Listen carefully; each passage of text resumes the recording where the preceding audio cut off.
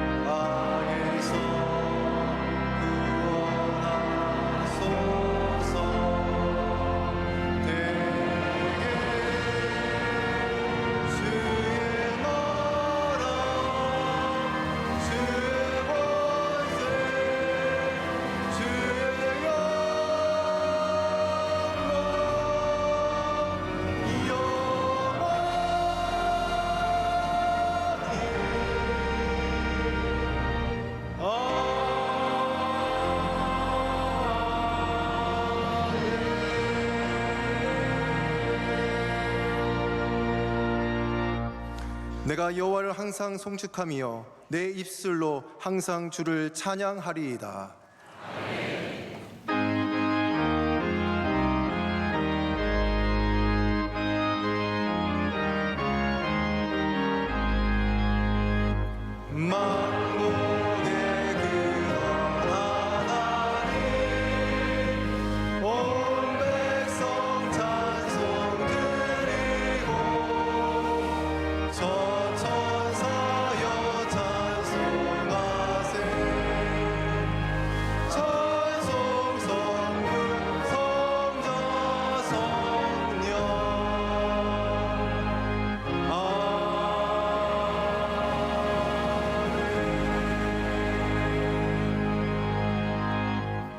나의 힘이신 여호와여, 내가 주를 사랑하나이다.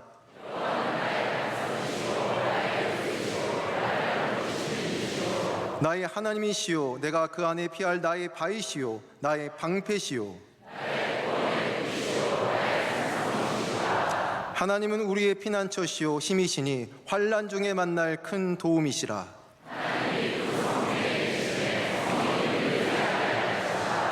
만군의 여호와께서 우리와 함께 하시니 야곱의 하나님은 우리의 피난처시로다.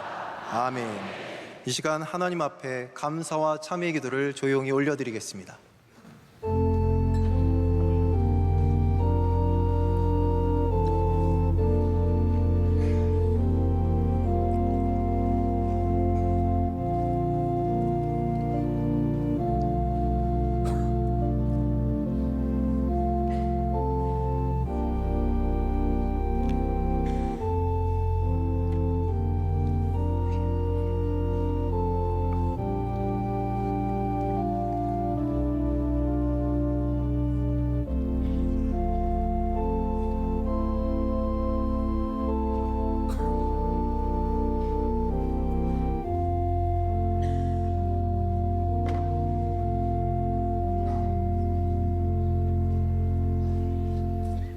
전능하사 천지를 만드신 하나님 아버지를 내가 믿사오며 그 외아들 우리 주 예수 그리스도를 믿사오니 이는 성령으로 잉태하사 동정녀 마리아에게 나시고 본디오 빌라도에게 고난을 받으사 십자가에 못 박혀 죽으시고 장사한 지 사흘 만에 죽은 자 가운데서 다시 살아나시며 하늘에 오르사 전능하신 하나님 우편에 앉아 계시다가 주리로서 산자와 죽은 자를 심판하러 오시리라.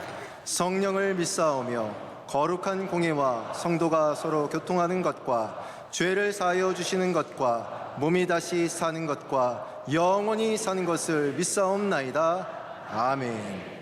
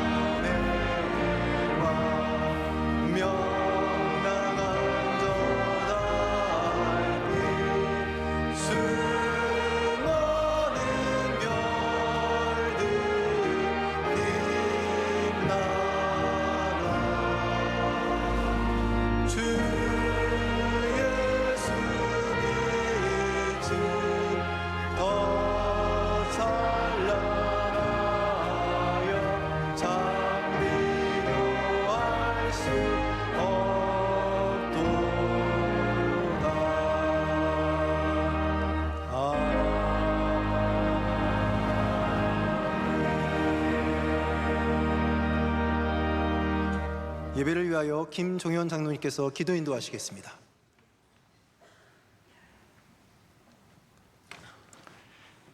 참 좋으신 하나님 아버지, 모든 감사와 영광을 주님께 올립니다. 죄 많고 비천한 저희들을 구원하여 주셔서 믿음의 새 사람으로 거듭나게 하시니 감사합니다. 하나님의 말씀과 십자가의 사랑을 깊이 간직하고 섬김과 나눔의 삶을 실천하며 주의 나라와 의를 구하는 믿음의 용장들이 되게 하옵소서. 우리 자유대한민국을 든든히 안보하여 주시고 대통령과 위정자들이 하나님을 경외하며 국정을 잘 운영하게 하옵시고 여야가 하나 되어 이 나라를 선교대국, 경제대국, 통일 대한민국으로 이끌어 주시옵소서. 우리 교회를 46년간 한결같은 은혜로 지켜주시니 감사합니다. 우리 교회가 생수의 강이 흘러넘치며 주님께서 임재하시는 거룩한 성전이 되게 하옵소서. 국내와 해외 선교지마다 어둠의 세력이 물러가고 굳게 닫힌 복음의 문이 시온의 대로로 열리게 하옵소서. 기름 부어 세워주신 담임 목사님, 다음 세대를 위한 사역을 감당하실 때 능력의 장중에 붙잡아 주시고 그 뜻을 온 땅 위에 이루어 주시오며 그 앞길을 성령님께서 친히 동행하여 주시옵소서. 어머니의 보리감주에서 섬김의 본을, 쉬어버린 송편에서 나눔의 본을 일평생 실천하여 오신 원로 목사님, 낮은 곳을 섬기시는 비전 선교 사역 위에 풍성한 결실을 맺게 하시고 태국 선교 여정 위에 안보하여 주시옵소서. 하계산성성회를 은혜롭게 잘 마치게 하시니 감사합니다. 남은 청년대학부 제자학교 수련회에도 주님의 영광이 나타나게 하옵시며 여론 수련회를 통하여 영적 성장과 말씀에 순종하는 참된 사명자들이 되게 하옵소서. 9월 특별 새벽 집회를 기도로 삼아하며 받은 은혜를 큰 그릇으로 준비하게 하옵소서. 이 시간 담임 목사님께서 말씀 선포하실 때 듣는 귀와 깨닫는 마음을 주셔서 치유와 회복의 시간이 되게 하여 주실 줄 믿사오며 거룩하신 예수님의 이름으로 기도하옵나이다. 아멘.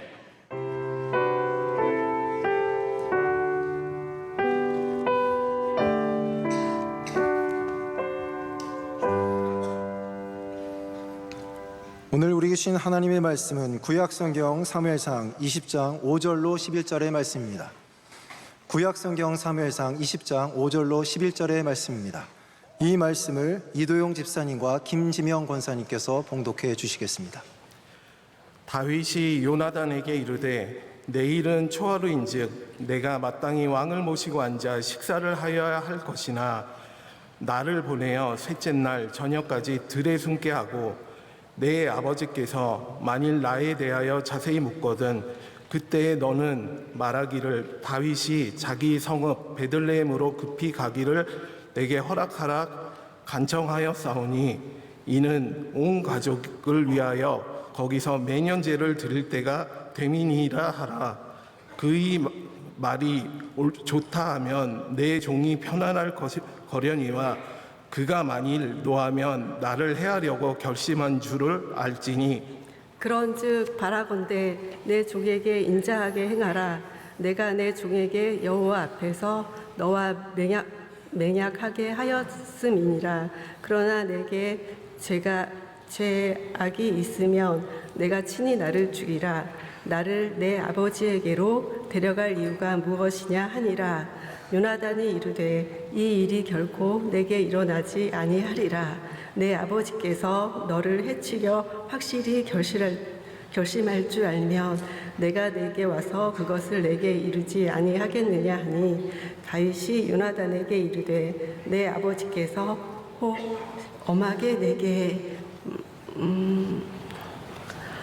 대답하면 누가 그것을 내게 알리겠느냐 하더라. 요나단이 다윗에게 이르되 오라 우리가 들로 가자 하고 두 사람이 들로 가니라. 아멘. 담임 목사님께서 교회 소식을 전해 주시겠습니다. 할렐루야.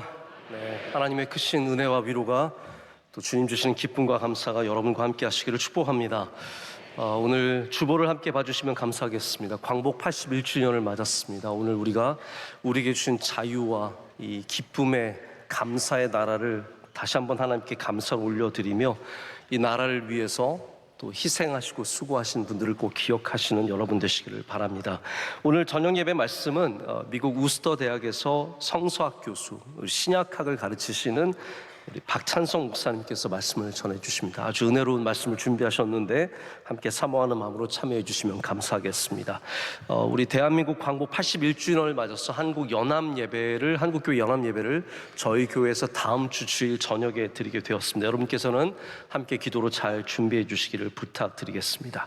학예 산상성회를 우리 하나님께서 우리 교회 허락해 주시고 정말 많은 분들이 함께 참여해 주셨습니다. 다시 한번 진심으로 감사드리고 또 준비하신 준비위원들께도 또 거듭 감사드립니다. 여름 수련회가 이제 몇 개 남아 있습니다. 우리 남아있는 부서가 이번 주에 제자학교입니다. 우리 중고등부 학생들 가운데 더욱더 헌신된 우리 제자학교가 우리 여름 수련회를 통해서 하나님 깊이 알아가는 귀한 시간이 될 수 있도록 기도해 주시고, 대학부도 이번 주 수요일부터 토요일까지 수련을 갔는데 여러분 자녀들도 보내주시고 우리 청년들이 믿음 가운데 굳건히 설 수 있도록 함께 기도해 주시길 부탁드리겠습니다. 오늘은 유아 세례식이 4부 예배 후에 있습니다. 우리 여러 아이들이 받게 되어 있는데 이 복된 순서를 위해서 기도해 주시고, 혹시 여러분 자녀들 중에서 우리 유아 세례에 해당되는 아이들 있으면 여러분들도 받아주시길 바랍니다. 마지막으로 좀 주차 안내를 드립니다. 늘 여러분께서 헌신하시고 수고해 주시고 희생해 주신 걸 제가 잘 알고 있는데 여름철에 좀 더 더우니까 아무래도 자기 차량을 조금 더 탈 수밖에 없는 것 같습니다. 요즘에 저희 주차 자리가 매우 협소하고 어려운 가운데 있으니까 여러분께서 조금 더 배려하시는 마음으로 이렇게 희생하시고 양보해 주시기를 다시 한번 부탁드리겠습니다. 이제 기도 열심히 하는 찬양대가 정성으로 준비한 찬양 하나님께 올려드리겠습니다.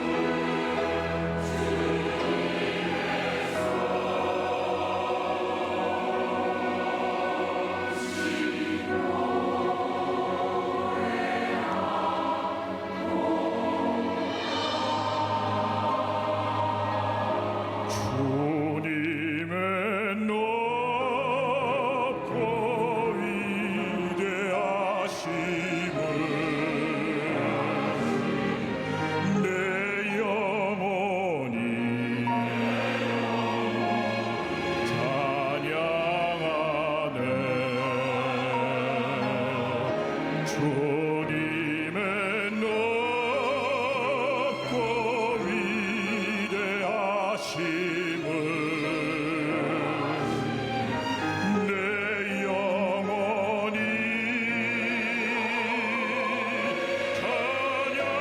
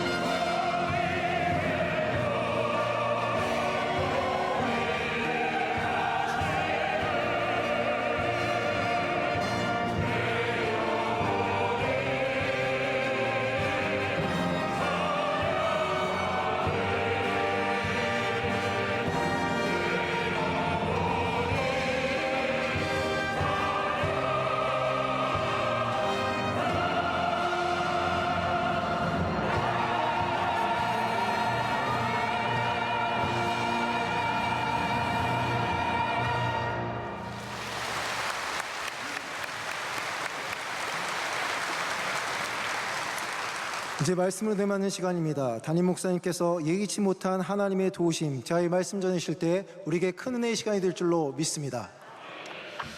네, 하나님께서 찬양 통해서 큰 영광 받으신 줄로 믿습니다. 모두가 다 아는 찬양을 잘 부르기가 쉽지 않습니다. 네, 정말 디테일한 부분들을 하나도 안 놓치시고, 저는 그 솜씨 할 때 많이 긴장했거든요. 누가 씨를 먼저 할 것 같아서 이제 걱정했는데 너무 잘해주셨고, 남자분들이 오늘 정말 잘하셨습니다. 너무너무 감사하고, 네. 감사합니다. 올해 초에 우리 대한민국에 영화계에 굉장히 좋은 소식이 하나 있었죠. 오랜만에 아주 흥행하는 작품이 나왔는데, 왕과 사는 남자라는 작품이었습니다. 우리나라 전체 영화사에서 두 번째로 많은 관람객들이 본 영화가 바로 이 영화입니다. 내용이 여러분 잘 아시다시피 우리나라에서 드라마로도 나오고 늘 이야기로도 많이 전해지는 내용인데, 어린 단종이 이 삼촌인 수양대군에 의해서 쫓겨나는 이야기고, 그를 돌봐주는 사람에 대한 이야기입니다.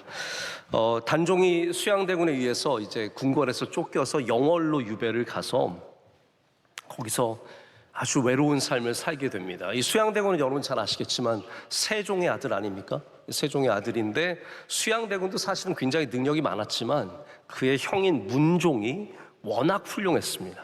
문종이 아주 뛰어난 왕이었고, 그래서 근데 문종이 일찍 죽으면서 문종의 아들 홍위가 이제 어린 단종이 12살의 왕이 됩니다. 근데 이 어린 조카가 왕권을 갖고 있는 것에 대한 불만을 갖고 있는 수양대군이 이제 하나의 세력을 얻게 되는데, 여러분 잘 아시는 한명회가 그의 세력이 되어서 그를 돕습니다. 주저주저하는 수양대군을 계속해서 도와서 여러 사람들을 숙청해 나갑니다. 그 첫 번째가 김종서라고 하는 대감인데, 김종서를 죽임으로 말미암아 이 어린 단종의 세력들을 잘라내고 다 몰살시키고, 이제 딱 한 명 남은 단종을 영월로 멀리 보냅니다. 거기서 단종을 돌보는 의외의 인물이 한 명 나오게 되는데, 단종을 감시하고 또 돌봐야 하는 촌장 유해진이 나오게 됩니다. 아니죠, 엄홍도가 나오게 됩니다.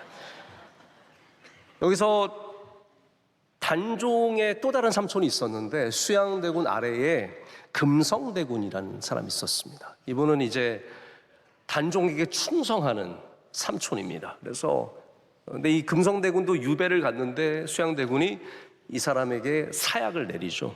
그래서 금성대군이 그것을 받고 원래는 왕에게 절하고 이제 죽어야 하는데 왕에게 절하지 않습니다. 나의 유일한 왕은 단종이다 라고 해서 단종에게 절을 하고 사약을 받고 죽습니다. 그러니까 금성대군이 죽으니까 이제 사실 단종은 의지할 데가 아무데도 없는 겁니다. 그래서 실록을 보면 단종이 그래서 그 소식을 듣고 자결하여 죽었다라고 나와 있는데 사실은 그렇지 않습니다. 많은 다른 문헌들이나 이 강원도에 내려오는 구전에 의하면 자결한 것이 아니라 타살되었다. 그래서 죽임을 당한 것이죠. 이 강 위에 떠 있는, 그래서 죽어서 강 위에 떠 있는 이 시신을 아무도 수습을 못합니다. 왜냐하면 영모를 꾸민 사람과 엮이면 3대가 멸절을 당합니다. 그 얼마나 두렵습니까? 지금 이 세조 수양대군의 그 힘이 막강한 때인데 누가 그것을 건들겠습니까? 그런데 이때 이 엄홍도와 그 세 아들들이 죽음을 무릅쓰고 단종의 시신을 다 치웁니다. 가서 단종의 시 수습하고 그 다음에 묘를 만들어서 묘에 장례를 지내고, 나중에 영월에 이 단종의 묘를 회복하기 위해서 사람들이 찾아갔는데 그 묘가 깨끗하게 관리가 되어 있고 가는 길이 다 닦여 있었는데 그 이유는 영월 사람들이 계속해서 그 묘를 돌봤다고 합니다. 왕을 돕는 사람은 누구일까요? 우리는 당연히 그의 가족들이나 신하들일 것이라고 생각을 하는데 가족들은 오히려 이렇게 수양대군 삼촌이, 돌봐야 하는 삼촌이, 도와줘야 하는 삼촌이 그의 왕권을 빼앗고 죽음으로 내몹니다. 금성대군은 도와줄 힘이 없습니다. 또 충성하는 종들이 있었는데, 신하들이 있었는데 그들은 나중에 사육신으로 다 죽게 됩니다. 다 도망치고, 결국 이 유배를 떠난 이 단종을 돕는 사람은 누구입니까? 유해진인 거예요. 네. 제가 그래서 이렇게 했는데 이렇게, 이 사람이 결국은 단종을 돕는 사람이 되는 촌장 엄홍도입니다. 자, 우리는 우리를 돕는 사람이 어떤 특정한 부류일 것이다라고 짐작을 합니다. 하지만 정작 어려움이 닥칠 때 그 사람들이 우리를 돕지 못하는 일이 태반입니다. 그래서 하나님께서는 오히려 우리가 전혀 예상하지 못한 사람들을 통해서 우리를 도와주실 때가 많습니다. 오늘 우리는 바로 그런 이야기를 좀 나누려고 합니다. 우리를 도우시는 하나님과 하나님께서 사용하시는 예기치 못한 사람들의 이야기를 오늘 말씀을 통해서 나누기를 원합니다. 오늘도 왕이 될 만한 사람이 나오죠. 다윗입니다. 이 사람은 기름 부음을 받았고 이제 장차 왕이 될 사람입니다. 그런데 이 왕을 돕는, 왕이 될 사람을 돕는 사람들이 누구일까요? 다윗도 부모가 있었습니다. 다윗도 형제들이 많았습니다. 그 위로 형들이 쭉 있었습니다. 그런데 성경 어디에도 이 다윗을, 이 어려움 속에 있는 다윗을 가족들이 도왔다라는 말은 나오지 않습니다. 혹시 여러분들 가운데서 어려움을 당했을 때 가족들이 도와주지 않아서 섭섭한 마음, 어떻게 아버지가, 어떻게 형이, 어떻게 언니가 전혀 그런 도움을 경험해 보지 못해서 가슴이 아프고 섭섭한 마음을 갖고 계신 분들이 계시다면 가족들이 돕지 않는 건 성경적인 것이다 라는 생각을 하셔야 돼요. 성경이 그렇게 우리들의 삶을 보여주는 겁니다. 가족조차도 도울 수가 없는 겁니다. 오늘 본문에 다윗을 도와주는 사람은 누구냐 하면 적의 아들 요나단입니다. 자기를 죽이려고 끊임없이 쫓아오는 사울의 아들 요나단이 다윗을 돕게 됩니다.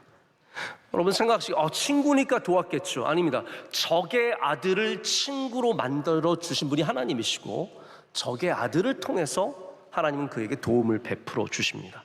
미갈이 도와줍니다. 다윗의 아내죠. 역시 적의 딸입니다. 오늘 본문의 말씀은 다윗이 사울에게서 도망치는 이야기 가운데 큰 전환점이 된 이야기입니다.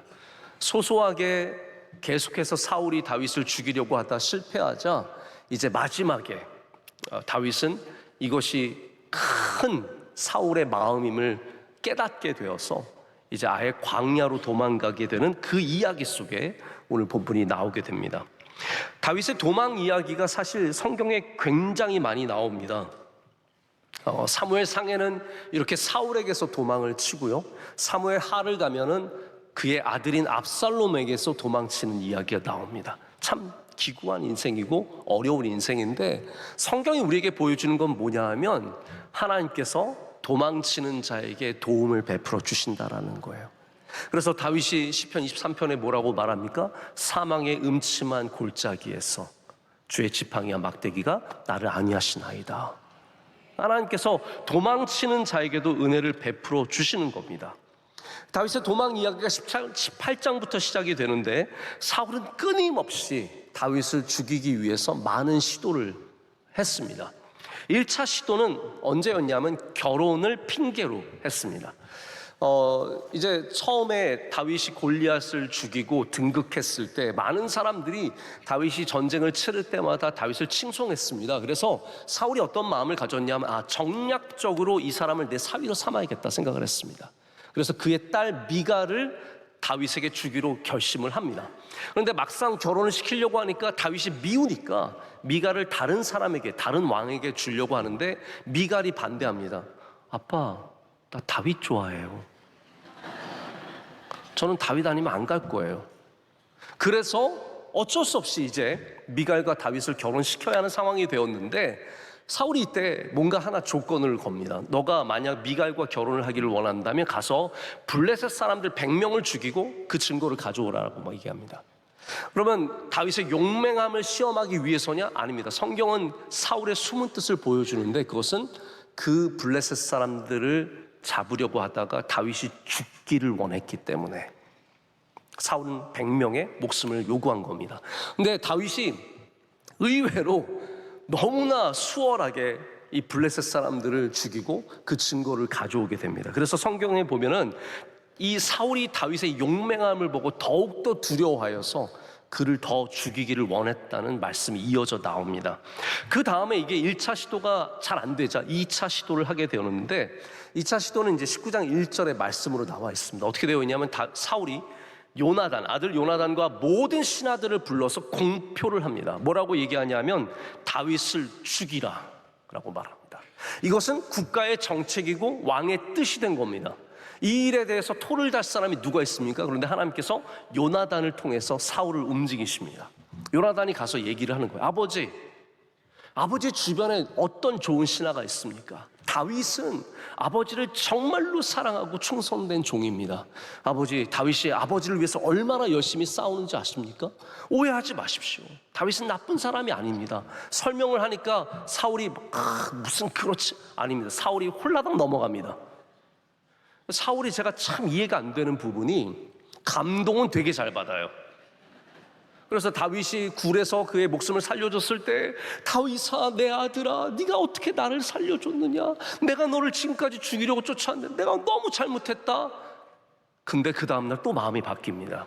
자, 감동은 받는데 삶이 바뀌지 않는 사람이 바로 이 사울의 특징입니다. 그래서 금방 감동받아서 넘어갔지만 그 다음에 3차 시도로 바로 넘어가서 이 자꾸 악령이 와서 사울을 어지럽게 하고 힘들게 하니까 사울이 다윗의 음악 연주를 너무너무 좋아했습니다. 그래서 네가 연주를 해라. 그래서 다윗이 수금을 켜면서 이 노래를 부르면서 사울의 영혼을 안정시켜줬습니다. 라이라이라라라 띵띵리띵띵띵띵띵 하면서, 그렇게 사울이 그때 위로를 받았는데 또 마음이 격해져서 단창을 들어서 다윗에게 창을 던집니다. 죽이려고요. 그래서 다윗이 가까스로 창을 피하는 것이 3차 시도입니다. 그래서 바로 다윗이 자기의 집으로 도망가게 되는데, 이 도망가는 다윗을 죽이기 위해서 사울이 4차 시도를 합니다. 전령들을 보내서 그들에게 말하기를 오늘 밤이 지나고 내일 아침이 되면 다윗을 바로 죽여라.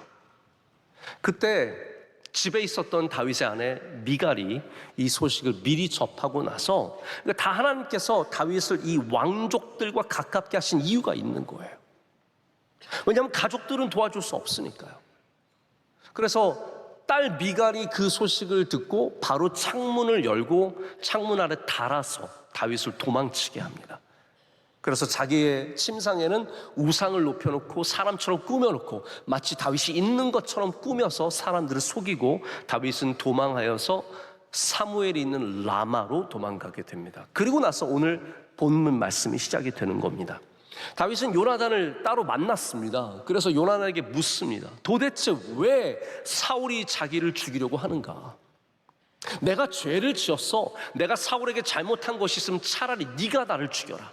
요나단, 네가 나를 죽여라. 그렇지 않다면 왜 이런 것이냐? 자, 우리 한번 계획을 짜보자. 초하루 날 모든 중요한 신하들과 왕은 함께 저녁 식사를 나누게 되어 있습니다.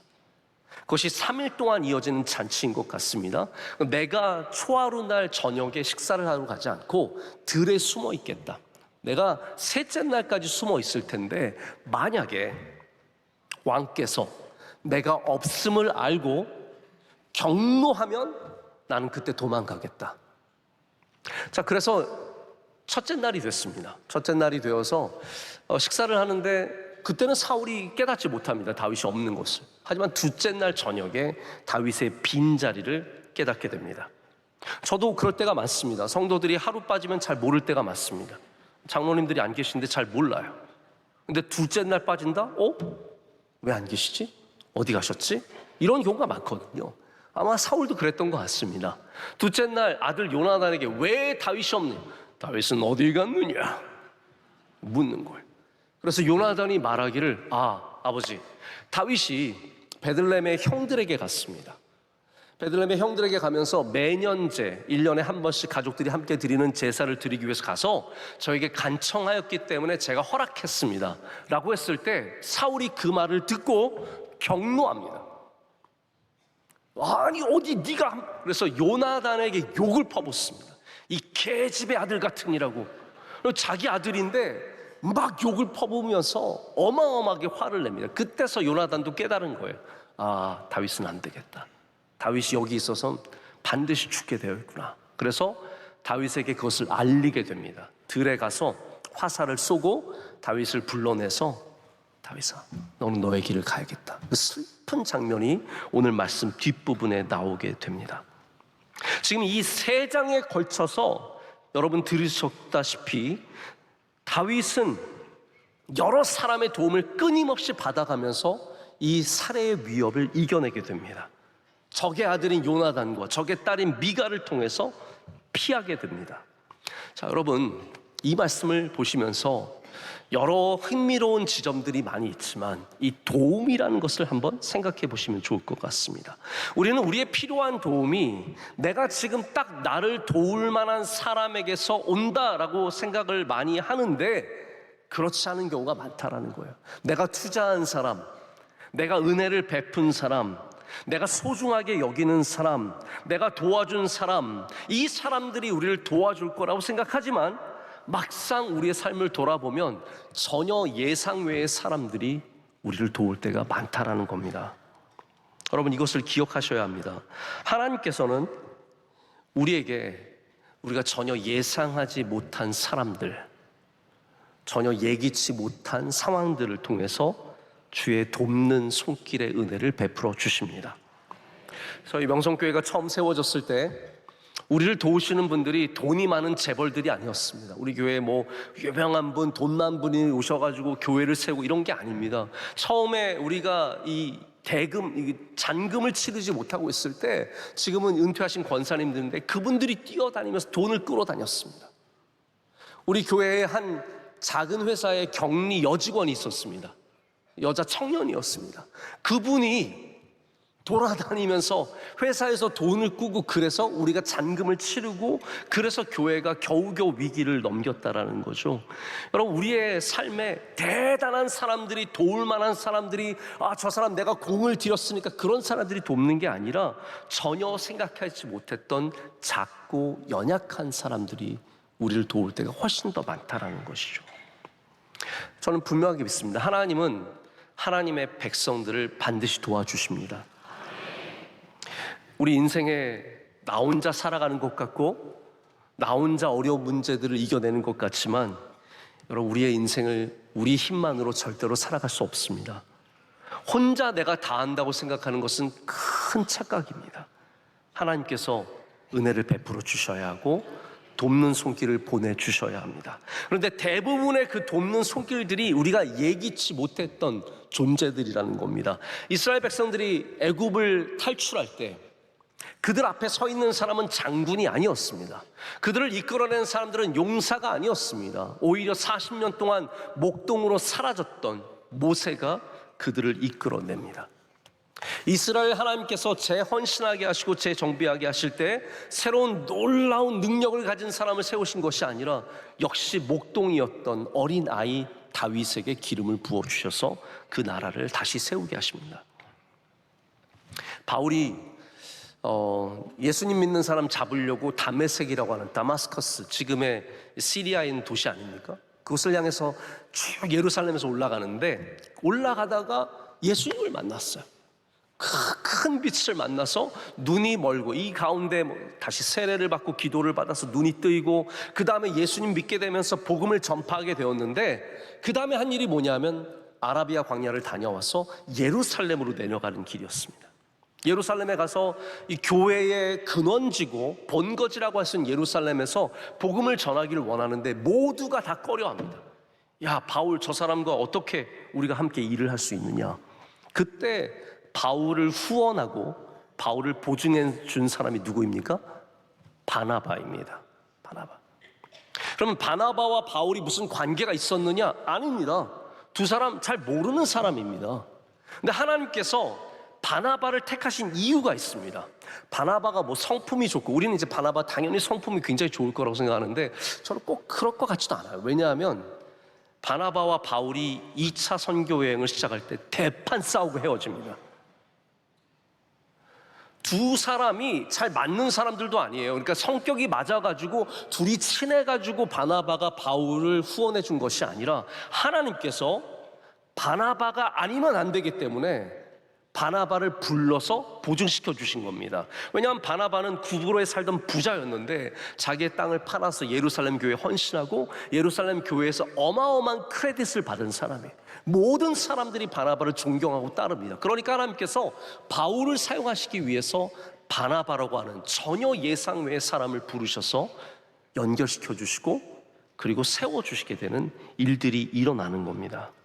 여러분, 우리 그런 생각하기 쉬운 것 같아요. 내가 열심히 살아가고 내가 노력하고 내가 정직하고 내가 충실하면 잘 될 것이다.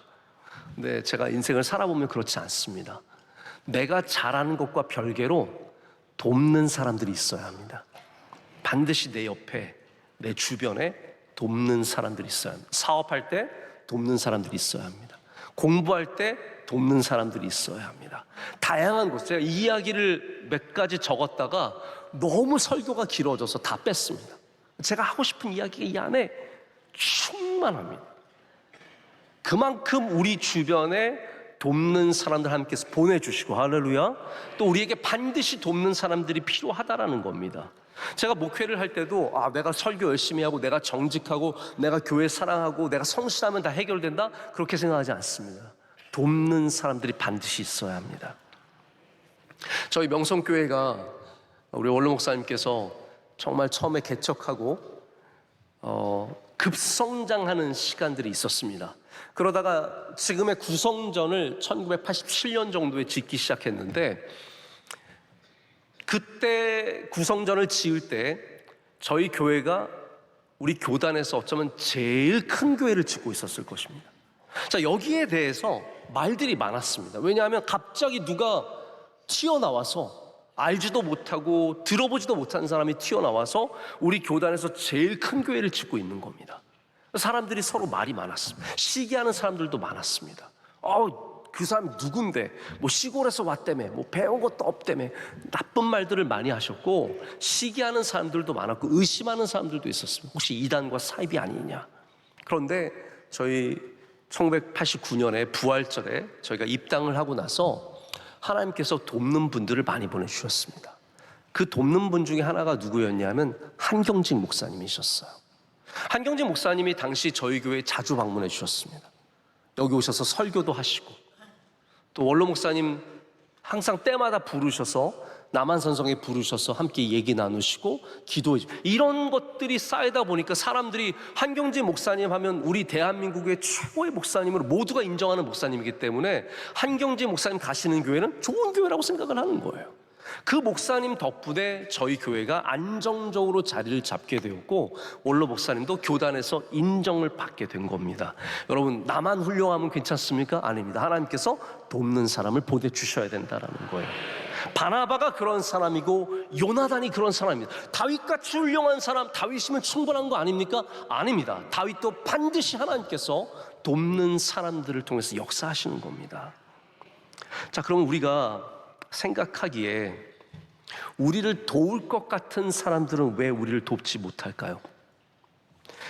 자, 다른 시각으로 좀 봐야 할 필요가 있습니다. 우리가 당연히 우리를 도와줄 것 같은 사람들을 돕지 못할 때 섭섭한 마음이 들 수 있습니다. 여러분 중에서도 혹시 그런 분 계실 거예요. 내가 사랑하고 신뢰하는 그 사람이 나를 안 도와줬어요. 나의 아버지가 돈이 있는데 나를 안 도와줬어요. 내 형제가 나보다 넉넉하게 지내고 분명히 능력이 있는데 나를 안 도와줬어요. 우리가 생각하기에는 나는 배반당했다, 나는 배신당했다라고 생각할 수 있겠지만 성경은 그렇게 말하지 않습니다. 성경은 뭐라고 표현하냐면 그 사람들이 우리를 도울 수 없다라고 말합니다. 돕지 않은 것이 아니라 그들이 아무리 재산을 갖고 있고 아무리 능력을 갖고 있어도 그 사람이 우리를 도울 수 없고, 누가 우리를 도울 수 있냐면 하나님만이 우리를 도울 수 있다고 말합니다. 그래서 그 사람들이 우리를 돕지 않은 거에 대해서 여러분 너무 섭섭해하지 마십시오. 왜냐하면 그 사람들은 어차피 우리를 도울 수 없는 사람들입니다. 다윗에게 부모가 있었습니다. 형제들이 있었습니다. 그러나 그들은 다윗을 도울 수 없었습니다. 하나님만이 우리를 도울 수 있으십니다. 그래서 하나님께서 예기치 못한 사람들을 통해서 도우시는 이유는 우리를 돕는 분이 하나님이심을 깨닫게 하기 위해서입니다. 그러면 이제 우리가 이렇게 얘기하지 못한 도움이 있다는 것을 인정하고 하나님께서 그렇게 하신다는 것을 고백할 때 우리가 가져야 하는 중요한 영적인 자세가 있습니다. 자, 여기에 대해서 오늘 말씀의 마지막 부분을 좀 여러분께 드리고자 합니다. 첫 번째는 뭐냐면 지금 도움이 보이지 않는다고 해서 도움이 없다는 것이 아니다 입니다. 자, 다시 말씀드립니다. 지금 도움의 손길이 보이지 않습니다. 내가 지금 어려운 상황인데 내 옆에 도와줄 사람이 하나도 없고 나를 도울 수 있는 사람들도 없고 아무도 나를 도와주기를 원치 않습니다. 자, 그러면 우리에게 도움이 없는 것일까요? 그렇지 않습니다. 지금 당장 내게 도움의 손길이 보이지 않을지라도 하나님은 도움을 예비하고 계시고 도움을 주시는 분이시라는 겁니다. 자, 요나가 다시스로 가는 배를 탔다가 풍랑에 큰 어려움을 맞아서 자기가 바다에 들어가야 되는 때가 되었습니다. 제비를 뽑아가지고 내가 죄인입니다, 내가 잘못했습니다, 내가 하나님의 뜻을 어기고 지금 다시스로 가고 있어서 이런 풍랑이 온 겁니다 하고 뛰어들게 되는데, 요나가 뛰어들 때 그 수면 아래에 큰 물고기가 있어서 나를 삼킬 것이고 내가 3일 만에 니느웨에 도착할 것이다, 이것을 알았을까요? 아닙니다. 요나가 그 풍랑이 있는 바다 앞에 섰을 때 그의 앞에는 도움의 손길이라고는 단 1도 느껴지지 않았습니다. 나는 끝났다, 나는 이 풍랑에 빠져 죽을 것이다. 그런데 여러분 어떻습니까? 도움이 보이지 않았지만 그 보이지 않는 저 너머에 하나님께서 이미 도움의 손길을 예비하고 계셨던 것입니다. 여러분, 지금 보이지 않는다고 해서 없다라는 말이 아닙니다.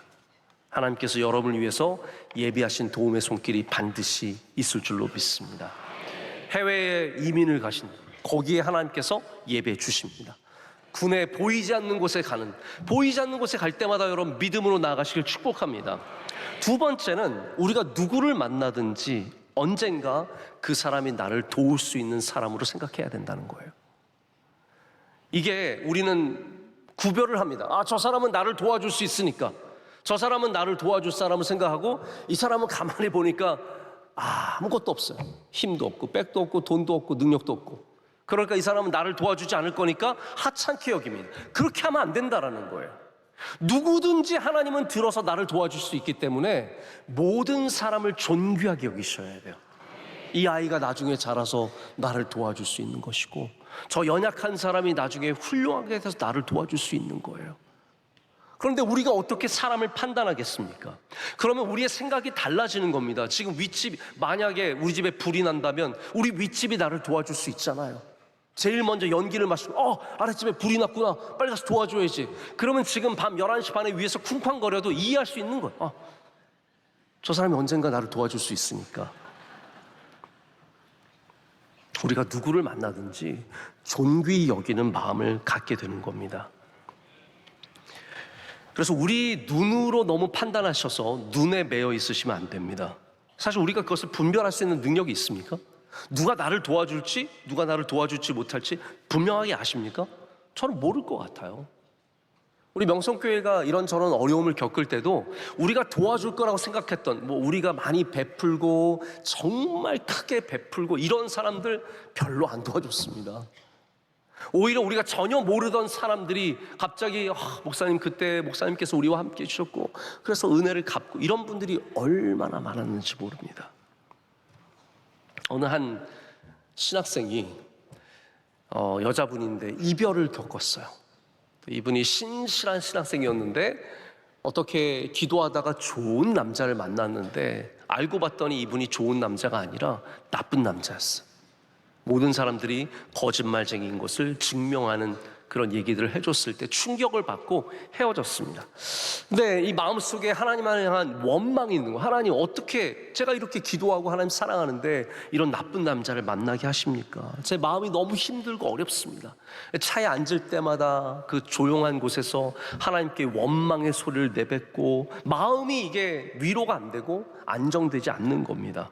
근데 마침 학교에 채플이 있었는데 친구가 우리 채플 가서 은혜 받자, 그래서 데려가게 된 겁니다. 그래서 그분도 마음속에 오늘 가서 예배 드리면 하나님께서 위로의 말씀을 해주시겠지 하고 채플에 가서 앉았는데 주보를 보니까 본문이 레위기의 말씀이에요. 그래서 소망이 사라졌어요. 내가 무슨 레위기의 말씀으로 은혜를 받고 위로를 받아. 여러분 아시잖아요. 레위기가 뭐예요? 다 맨날 양 죽여서 제사하고 이런 것밖에 없잖아요. 그러니까 기대할 게 하나도 없어요. 여러분들도 아마 제가 낮 예배 때 레위기 본문을 하면 오늘은 글렀구나 이런 생각 하실 거예요. 교회 오래 다니신 분들은 별로 레위기에서 소망이 없습니다. 근데 그날 이 학생이 그 레위기의 말씀을 통해서 놀라운 하나님의 위로하심을 받게 되었습니다. 이분이 지금은 성숙한 귀한 목회자가 됐는데 미국 분이세요. 이분이 하시는 말씀이 우리가 하나님의 도우심이 어떻게 임하는지 분별력을 갖고 있지 않다라는 거예요. 하나님의 은혜가, 하나님의 능력이, 하나님의 위로하심이 어떻게 어떤 본문을 통해서 임하실지 전혀 알 수 없다라는 겁니다. 우리는 레위기를 두고도 소망을 가질 수 있는 사람들이 되어야 하고, 누가 강단에서도 소망을 가질 수 있는 사람들이 되어야 합니다. 왜냐하면 하나님은 가장 예상하지 못한 곳에서 우리를 도와주시는 분이시기 때문입니다. 세 번째, 여러분의 직관을 무시하셔야 합니다. 우리에게 있는 직관, 우리에게 있는 감각은 이 사람이 우리를 도와주실 거다라고 하는 판단을 내리게 합니다. 왜냐하면 저 사람에게 힘이 느껴지고, 또 때로는 그런 사람들이 자기 힘을 과시합니다. 저도 살아보면 가끔씩 그런 분들 있어요. 목사님, 저만 믿으세요. 제가 능력이 있습니다. 혹은 또 어떤 분들은, 요즘에는 그런 분들이 별로 없으신데 예전에 제가 영숙교 왔을 때도 그런 분들 종종 있었습니다. 목사님, 제가 충성하겠습니다. 끝까지 제가 충성하겠습니다. 여러분, 저한테 충성하실 필요 없습니다. 하나님에게 충성하십시오. 예수님에게 충성하시고 교회 사랑하시고 여러분에게 맡은 직분들을 청지기처럼 잘 감당해 주시길 부탁드립니다. 그러면 제가 그분들 제 직관으로는 야, 이 사람이 힘이 있고 능력 있고 이 사람 잘 붙잡으면 되겠구나. 근데 도움은 우리의 직관과 다릅니다. 긍정심리학 저널이라고 하는 이 책이 있는데 여기에 이런 논문이 실린 적이 있습니다. 겸손한 사람은 덜 겸손한 사람보다 더 도움을 준다. 3가지 연구에서 얻은 증거라고 된 논문이었습니다. 여기 3명의 학자들이 함께 공동 실험을 해봤습니다. 어떠한 사회적인 상황을 연출하고 거기에 참여한 실험자들을 통해서 어떤 사람들이 도움을 더 많이 주는가, 어떤 사람들이 더 도움이 되는가. 이분들이 이 모든 실험을 통해서 얻어낸 결과는 뭐냐 하면 의외예요. 힘자랑하고 능력 있고 내가 도와줄게, 내가 책임질게 했던 사람들보다 겸손한 사람들이 훨씬 더 도움을 잘 제공한다라는 거예요. 여러분 놀랍지 않습니까? 우리가 생각하기에는 저 떠벌리는 사람, 저 능력 있는 사람이 더 잘할 것 같은데 그렇지 않다라는 거예요. 우리 직관과 다르다라는 겁니다. 저 힘없어 보이는 사람이 제가 뭘 할 수 있겠어요? 저 아무것도 아닙니다. 저 가진 것도 없습니다. 이런 분들이 훨씬 더 도움이 된다라는 거예요. 제가 요즘에 저희 청년들이 취업을 많이 하고 그래서 저도 그 청년들의 좀 아픔을, 그 어려움을 조금이나마 느껴보고자 유튜브에 이 취업과 관련된 것들을 종종 볼 때가 있습니다. 어떤 영상을 보게 되냐면 취업 인터뷰 영상을 봤어요. 대부분의 기업은 어떠한 사람들을 뽑기를 원하면 진취적인 사람들, 아주 다이내믹하고 긍정적인 사람들을 좋아하더라고요. 면접관이 묻습니다. 누구누구씨 저희 회사를 위해서 어떤 마음을 갖고 있습니까? 그러면 네, 저는 이 회사를 위해서 제 평생을 다해서 다 바칠 것이고 모든 것을 위해서 열심히 하겠습니다. 맡겨만 주시면 제가 최선을 다하겠습니다. 이런 사람들이 1년 만에 다른 직장 간다라는 거예요. 조금만 어려우면 무슨 이런 회사가 다 있냐, 나한테 왜 이런 일을 맡기느냐. 근데 오히려 제가 부족하지만 그래도 맡겨주시면 열심히 해보겠습니다. 이런 사람들이 훨씬 더 일을 잘 감당한다는 거죠. 직관과 다릅니다. 직관과 다릅니다.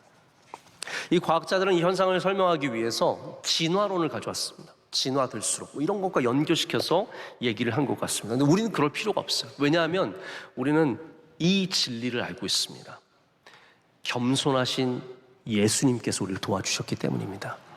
자, 예수님께서 겸손하셨기 때문에 우리를 도와주신 겁니다. 예수님이 교만하신 분이셨다면 절대로 우리를 돕지 않으셨을 겁니다. 근데 하나님께서는 우리를 구원하시기 위해서 겸손의 왕 예수 그리스도를 우리 가운데 보내주신 겁니다. 예수님은 누가 봐도 예상한 메시아가 아니었습니다. 로마의 압제에서, 이 정치적인 권력 속에서, 종교의 압제 속에서 우리를 구원해낼 만한 사람으로 예수님 보이지 않았습니다. 저 12명의 뜨내기 같은 이상한 사람들과 함께 다니는 예수님을 그러한 존재로 본 사람은 없었습니다. 근데 하나님께서는 이 가난한 목수의 아들로 태어난 예수 그리스도를 통해서, 이 겸손하신 분을 통해서 우리를 죄의 권세에서, 이 세상의 압제에서, 이 세상의 권력에서, 종교의 압제에서 우리를 건져주셨습니다. 여러분, 기독교는 종교가 아닙니다. 여러분을 누르고 여러분을 압제하는 종교가 아닙니다. 기독교는 진리의 종교이며, 할렐루야, 믿으면 자유해지는 종교입니다. 왜냐하면 예수님은 겸손하신 분이시기 때문입니다. 말씀을 맺습니다. 그래서 우리는 눈을 크게 떠야 합니다. 졸던 분들도 눈을 크게 뜨시고, 깨어 계신 분들도 눈을 크게 뜨시고, 마음을 활짝 열고 우리가 전혀 예상하지 못한 방식으로 우리를 구원하시는 하나님을 바라봐야 합니다. 그럴 때 우리는 순간순간에 우리를 도우신 하나님의 은혜를 얻게 될 줄로 믿습니다. 예수님께서 우리를 도우신 것처럼 겸손한, 연약한, 아무것도 아닌 분이 우리를 도우시고 건져내신 것처럼 우리도 우리를 그렇게 돕는 사람들을 만나게 될 것이고, 더욱더 바라는 것은 우리가 누군가에게 그러한 도움의 손길을 내미는 사람들이 된다는 것입니다. 여러분, 하나님께 쓰임 받으시길 축복합니다. 여러분을 통해서 도우신 하나님의 그 귀한 은혜를 세상 가운데 나눠주시기를 축복합니다. 함께 기도하겠습니다. 거룩하신 하나님 아버지 감사합니다. 오늘 주님 앞에 나와 예배하는 주의 모든 사랑하시는 백성들, 주의 말씀으로 채워주시고 주의 은혜로 함께하여 주시며 우리 삶 가운데, 이 연약한 삶 가운데 주님의 은혜의 손길을 베풀어 주시옵소서. 예수님의 이름으로 기도드립니다. 아멘. 주신 말씀을 생각하시면서 다 같이 찬송가 419장을 부르실 때 새가족 등록과 함께 정성껏 준비하신 예물을 하나님께 봉헌하겠습니다. 찬송가 419장입니다.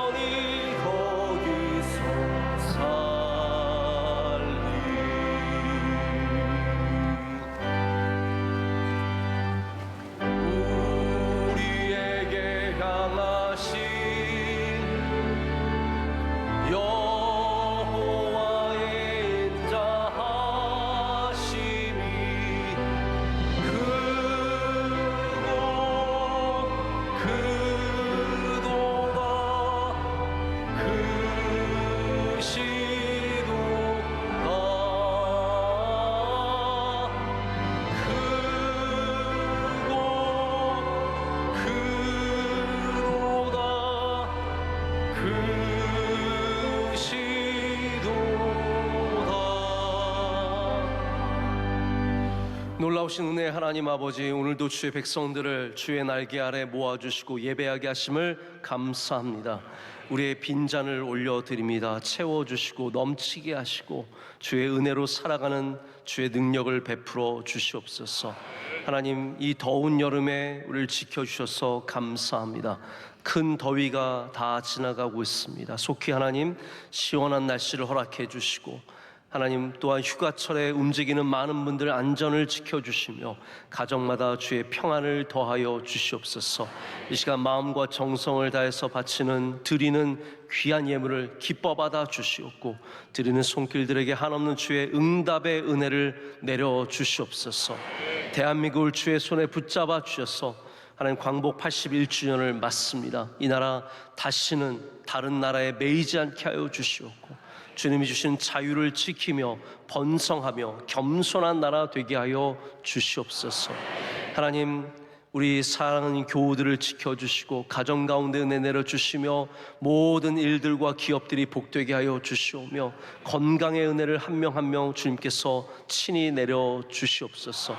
한국교회 모두가 다 주의 복을 누리게 하여 주시옵고, 예배가 다시 다 일어서게 하여 주시오며, 하나님 교회마다 부흥하는 은혜를 허락하여 주시옵소서. 선교사님들을 눈동자처럼 지켜 보호하여 주시오며, 태국 선교 여행 중에 있는 사랑하신 원로 목사님 주의 장중에 붙잡아 주시고 동행하시는 모든 분들에게도 은혜로 함께하여 주시옵소서. 오늘 기도하신 장로님의 기도를 주님 기뻐 받으신 줄로 믿습니다. 모든 귀한 기도의 제목이 이루어지게 하여 주시며 장로님과 가정의 은혜를 갑절이나 더하여 주시옵소서. 성경 몽독한 귀한 믿음의 가정이 있습니다. 주님 기뻐 받아 주시옵고 한량없는 은혜를 그 가정에 내려 주시옵소서. 찬양대의 아름다운 찬양과 헌신을 기뻐 받아 주시고, 모든 예배위원들과 밖에서 수고하신 차량부, 보이지 않는 곳 수고하는 모든 주의 종들 일일이 기억하여 주시오며 하나님의 칭찬받는 종들 되게 하여 주시옵소서. 하나님, 이번 주에 있는 제자학교와 대학부의 수련회에 한없는 주의 은혜를 내려 주셔서 우리 모든 참여하는 사람들이 큰 은혜 받게 하여 주시오며 우리 청년들에게 길을 열어주시고 기도에 응답해 주실 줄로 믿습니다. 감사 영광 주님께 올려드리며 예수 그리스도의 이름으로 기도드립니다. 아멘. 오늘 3부 예배에 등록하신 분들이 계십니다. 우리 크게 박수로 환영하겠습니다. 감사합니다. 환영합니다. 축복합니다. 감사합니다.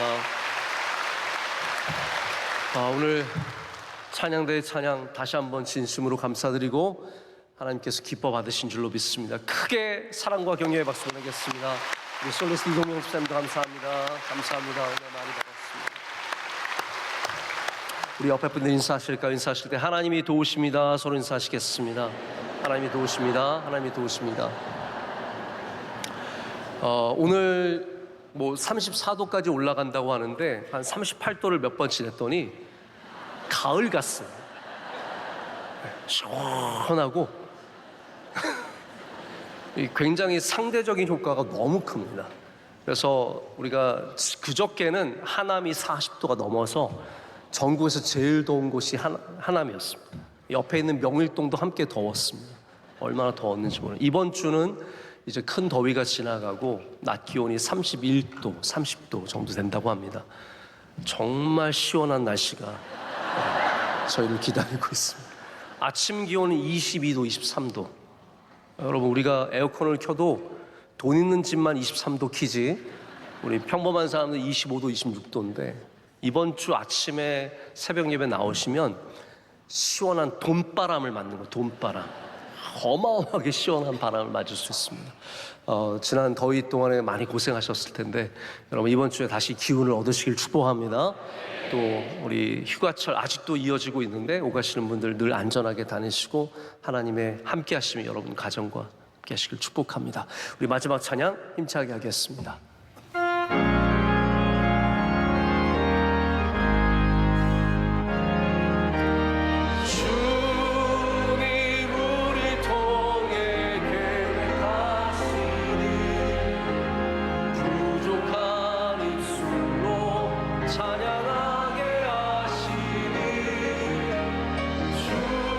주님 우리 통해 계획하시니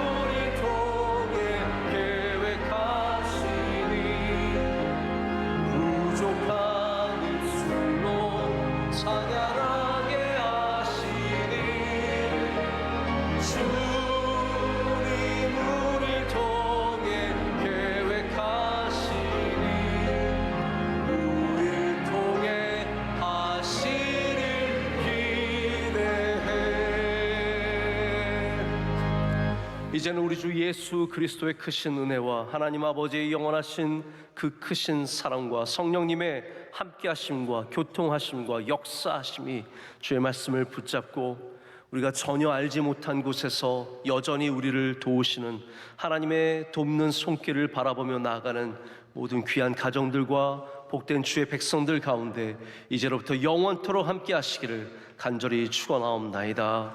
아멘.